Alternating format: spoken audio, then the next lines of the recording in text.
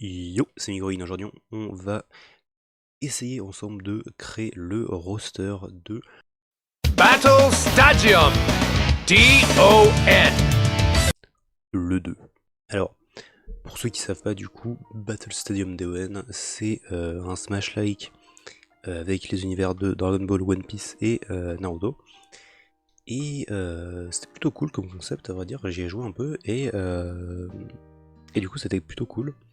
Le concept de pas sortir en fait les personnages, enfin les adversaires, mais du coup de leur faire perdre des points et tout. C'est un peu cool. J'aime bien. Et enfin même si les parties peuvent durer un peu longtemps quand même. Et du coup on va essayer de créer le roster. Alors le roster d'un hypothétique 2.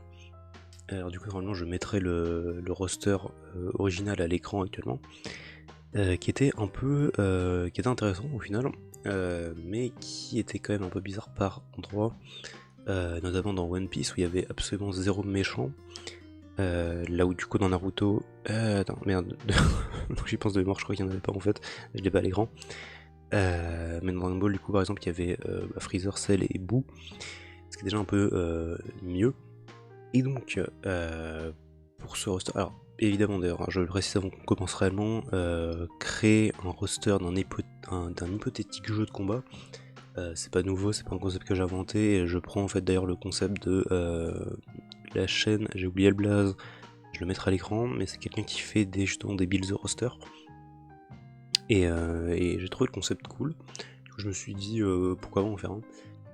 Donc voilà, et on va commencer du coup justement avec les personnages du roster, et donc du coup j'ai décidé d'ailleurs de mettre cette fois-ci 8 personnages par univers, parce que à la base il y avait que Dragon Ball qui avait 8 personnages, le reste il y avait 6, donc 8 plus 8 plus 8, 24, et voilà, et j'essaie de mettre des personnages un peu, pas spécialement variés, mais qui dans un jeu de combat seraient intéressants avec leur pouvoir et leur spé et leurs potentiels éveils. Parce que du coup dans le jeu en fait, une fois que tu es en phase d'avantage, tu peux te transformer quand le personnage se transforme, donc par exemple avec Goku t'avais le Super Saiyan, avec Rock Lee t'avais les 8 portes, enfin les 5 portes du coup il me semble.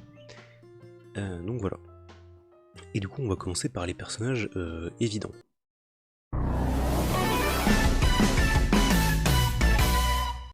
Alors, dans Dragon Ball, les personnages qui me paraissent évidents d'être ici, c'est à vrai dire 3 personnages qui étaient déjà dans le jeu de base.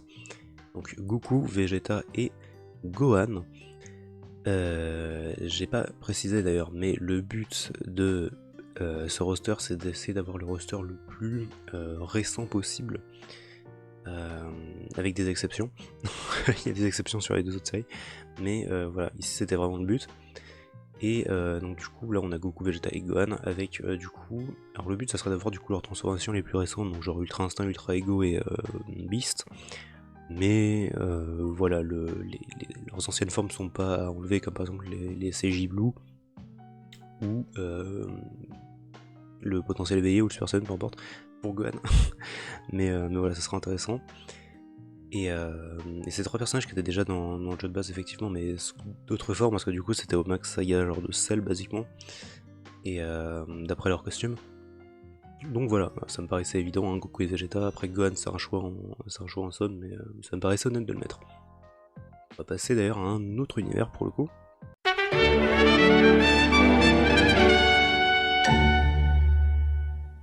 Donc dans One Piece, les 3 qui me paraissaient vraiment importants à mettre et logiques à vrai dire, c'est pareil, 3 personnages qui étaient déjà à l'avant. Luffy, Zoro et Sanji.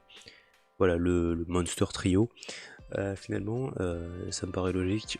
Luffy, il y a moyen... Parce qu'en fait, du coup, si on part du principe que c'est récent, j'essaie de mettre un personnage en fait dans chaque univers qui est un peu, vous savez, un peu goofy, un peu qui fait un peu n'importe quoi. Il y a des pouvoirs un peu ridicules.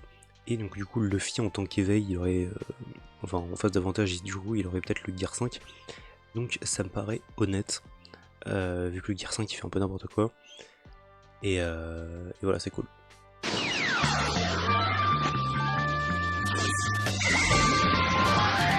Pour du coup Naruto, ça paraissait évident, mais du coup les 3 que je mets, qui étaient également dans le jeu de base, je me répète, Naruto, Sasuke et Sakura. C'est logique, voilà, c'est l'équipe 7, ça paraissait logique. Et rien d'autre à dire dessus, voilà, du coup Naruto il aurait peut-être, ça serait peut-être les versions Boruto ou alors les versions fin de Shippuden, faut voir, ça va dépendre. Mais voilà, ça me paraît honnête.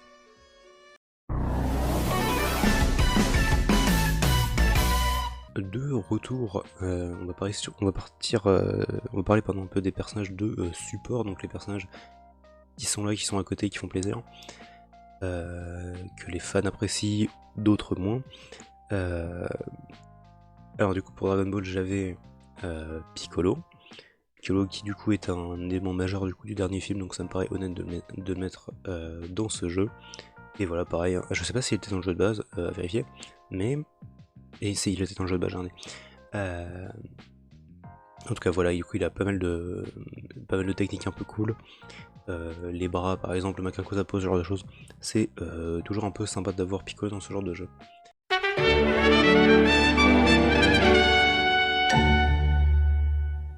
Ensuite, dans One Piece, un personnage extrêmement récent, on va dire, et que je connais pas beaucoup, mais Yamato, du coup, qui est un personnage que je trouve très sympa en termes de card design, qui me semble a débloqué son pouvoir de fruit du démon. Donc je sais pas si on mettrait s'il y aurait ça dans le jeu, mais en tout cas voilà, ça serait extrêmement sympa d'avoir Yamato, c'est un personnage très cool. Et il me semble que du coup il fait partie aussi de l'équipage des chapeaux de paille, si je dis pas de conneries. Donc en tout cas voilà, c'est intéressant, mais Yamato je pense.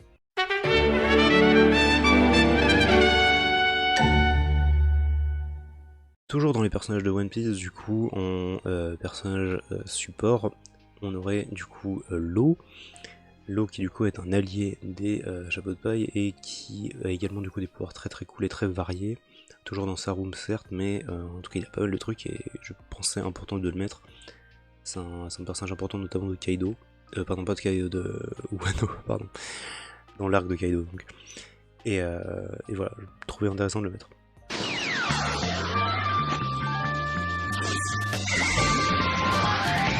De retour dans Naruto cette fois-ci, avec un personnage encore une fois à côté mais qui aurait un potentiel d'avoir du gameplay un peu cool, Boruto. Voilà, juste ça, avec un éveil par exemple, on pourrait partir sur le Kama ou juste Boruto Shiki. Voilà, c'est tout ce que j'avais à dire sur ce personnage du coup.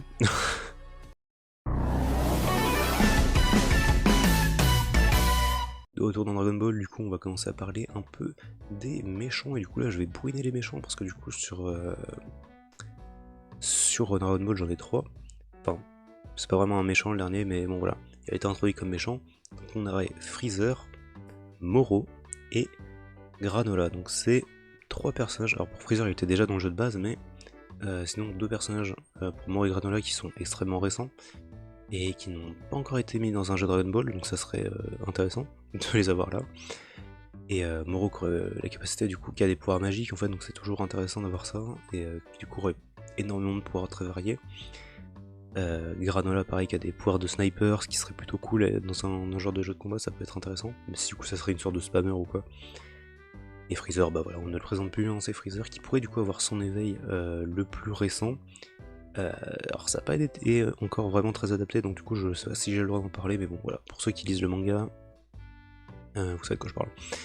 Et en plus c'était des news qui datent depuis quelques mois maintenant, donc je pense que je peux le dire, mais bon, dans le doute.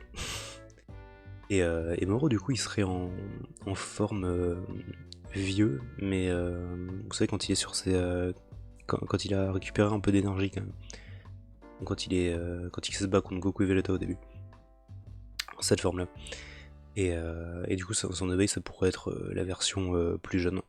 Voilà.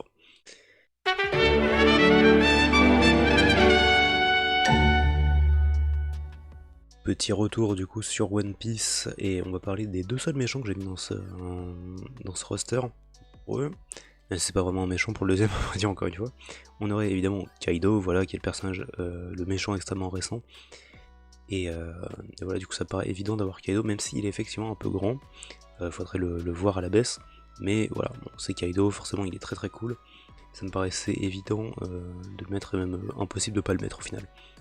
Et le deuxième du coup ça serait Katakuri finalement, qui est un méchant moins récent du coup, qui vient de l'arc Whole Cake, mais qui avait un combat extrêmement cool contre Luffy, donc et des pouvoirs même très cool au final, avec le haki de l'observation et puis cette espèce de forme de glue qu'il a, de mochi qu'il a. Donc c'est vraiment intéressant au final d'avoir ce personnage. Et il est cool, voilà, Katakuri il est très stylé, donc, et puis c'est un préféré des fans, donc voilà.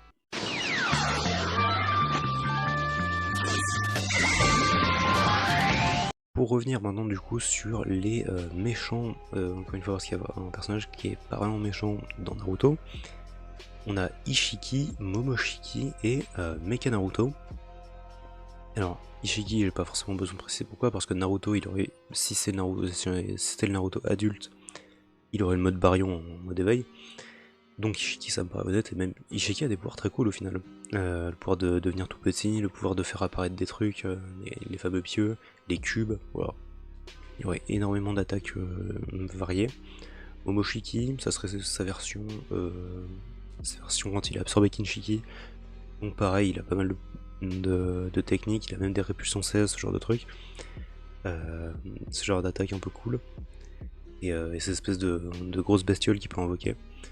Donc pourquoi pas Momoshiki, c'est très cool, et ça ferait de la représentation au final, parce qu'on apprécie Momoshiki. Et Mecha Naruto, parce que du coup dans Naruto je trouvais pas vraiment de personnage en fait qui me permettait d'avoir, donc comme le Figure 5 par exemple, un truc un peu goofy, un peu goofball, un peu gag, le personnage un peu gag, voilà. Et du coup Mecha Naruto, je pense que ça rentre, parce que du coup déjà dans Révolution il était un peu drôle comme personnage. Même si c'est pas exactement genre hilarant, tu vois, mais, mais quand même, je trouve que c'est intéressant. Il y aurait plein de pouvoirs un peu rigolos. Et juste ces clones qu'il fait par exemple dans la série des Storm, ils sont un peu drôles quand même. Donc ça compte.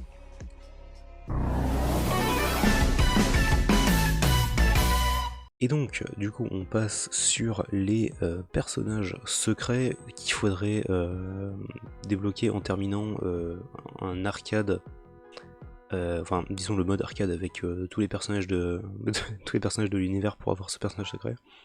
Donc tu termines avec tous les personnages de Dragon Ball, tu as ce fameux personnage secret. Et alors pour le personnage secret, du coup, j'avais un personnage qui est extrêmement récent et qui est effectivement du coup le personnage un peu gag de Dragon Ball. Ce n'est pas Hercule Satan, c'est Gamma 2. Du coup ça ferait effectivement 3 personnages qui viennent plus ou moins du dernier film, mais je trouve que c'est intéressant d'avoir Gamma 2 parce que Gamma 2 il est cool, et avec du coup ses onomatopées, il est très drôle, et le personnage est généralement juste super fun, donc ça me paraît honnête de le mettre, et voilà, en tant que personnage secret je trouve que c'est un peu cool.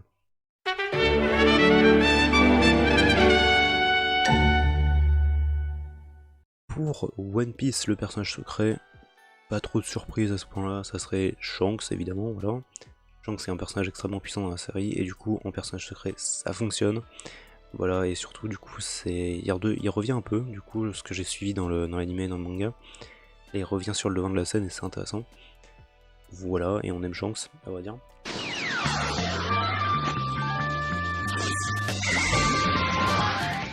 Et pour le dernier personnage, le personnage secret, j'ai pas fait compliqué pour le personnage secret dans Naruto. Madara. Alors, que ce soit Madara Rikudo ou Madara normal, voilà, c'est genre le personnage préféré de plus ou moins tout le monde dans Naruto. Voilà, tout le monde apprécie Madara, ça me paraissait honnête de le mettre en personnage secret. Puis avec, du coup, il a énormément de techniques variées, pareil. Donc, voilà, c'est mon personnage secret. J'afficherai le roster complet à l'écran ici. Et voilà, du coup, dites-moi ce que vous en pensez. J'essaierai d'affiner un peu la formule, parce que là, du coup, c'était un peu rough. Et j'avais pas vraiment de texte, alors j'en ai pas forcément besoin, mais quand même, je pense que ça pourrait être un peu mieux. Et voilà, alors il y aura évidemment, j'ai pas précisé, mais il y aura évidemment jamais de Battle Stadium Done, parce que c'est pas vraiment... Moi, c'est vraiment plus intéressant pour les développeurs, j'imagine. Ils préfèrent nous faire des Jump Force, genre de trucs. Et voilà, en tout cas, c'était un concept un peu fun à faire. Et voilà, sur ce, la bise, et à bientôt.